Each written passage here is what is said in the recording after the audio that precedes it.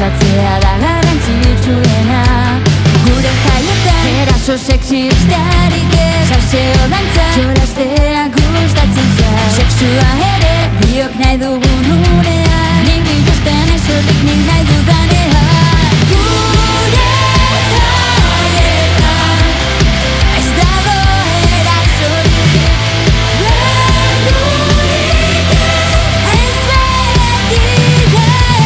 Sexu honena biok gozatzen duguna, erasorik ez, malkorik ez.